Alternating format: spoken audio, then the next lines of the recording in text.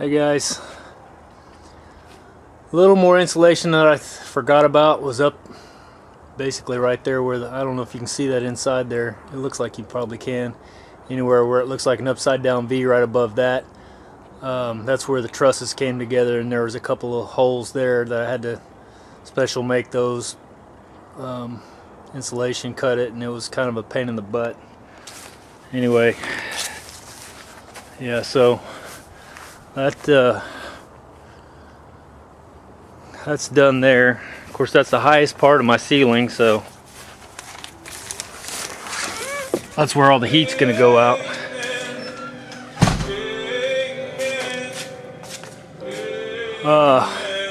That's up in that cubby hole where I made that for the window, basically. I didn't want to go straight across there, which I could have done, but it cut that window off, you know, up at the top. I didn't want that, so basically I built a box up in there so that I could sheetrock up in there and make it like a rectangle box. So that's kind of where I'm at with that. And then the last piece I got to do that right there. Let me turn this TV down.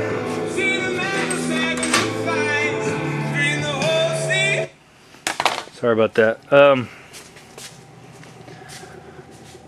Yeah, I had to make that a little deal right there because, as you can see right there, that 2x4 was coming down. I lost it. That 2x4 was coming down, and it was going right up next to that pipe. And I was afraid, you know, obviously that could catch on fire. So I had to build up some little stuff on the back side there, and you can kind of see that. And then nailed it to that, and then built that deal around it. So now it's got about 3 inches. It's probably hard to tell from up here, but it's got about 3 inches space all the way around any of that wood. So now I'll be able to fill this last piece in and be done with it. So I'll talk to you in a little bit. Hey guys, there it is. Finally got it all hooked up. But you know, it's not professional, but hey, it is what it is for what I am, for what I do. But it's gonna work. And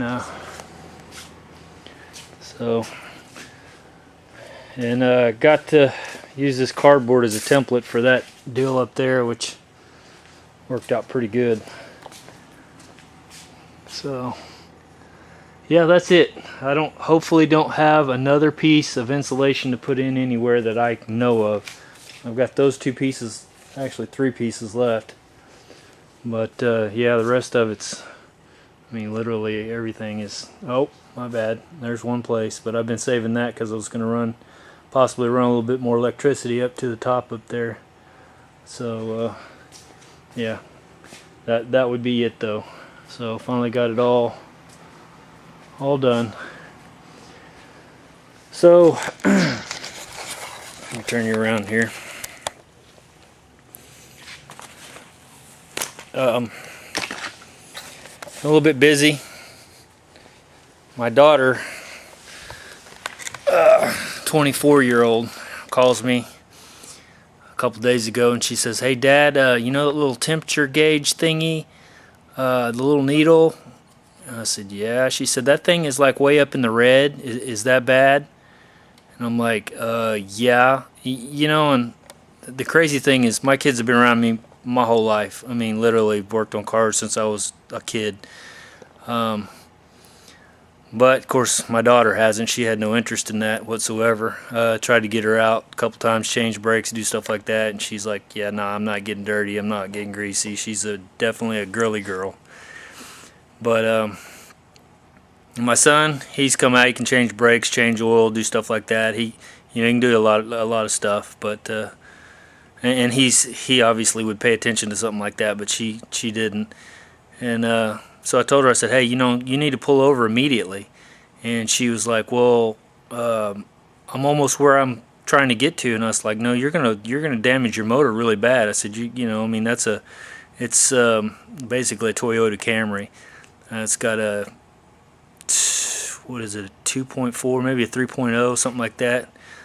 3.0 6-cylinder, I think is what it is. Anyway, I said, you know, I'm pretty sure those have cast iron blocks and aluminum heads, so, you know, when they start heating up, obviously, you know, you're gonna pop a head gasket or something. So had her pull over, had the car brought back to the house, and sure enough, the radiator had burst basically and leaked all the coolant out.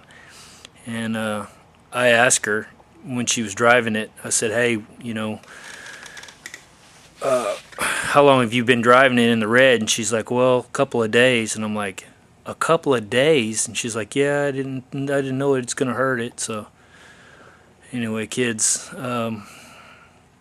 but luckily, I mean, the car's got 197,000 miles on it. I changed the radiator out, changed the thermostat, a couple of hoses and things, fired it back up. It runs fine. There was a little hint of some coffee looking, you know, water and coolant type stuff mixed together in the intake, so probably blew a head gasket, which, you know, the car's probably going to go to the salvage after she's done with it here, so I don't know. Anyway, so I'm not a mechanic.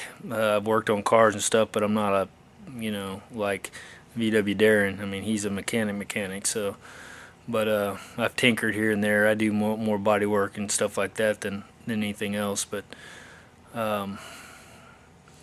yeah.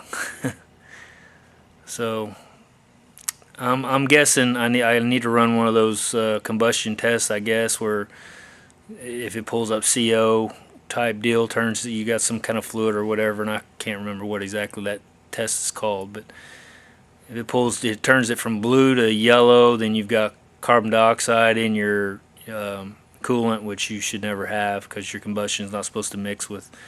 Anyway, so yeah, I'm pretty sure that's going to happen. So I imagine it doesn't have a whole lot of time left before it's pretty much done, but we'll sell it to a salvage yard.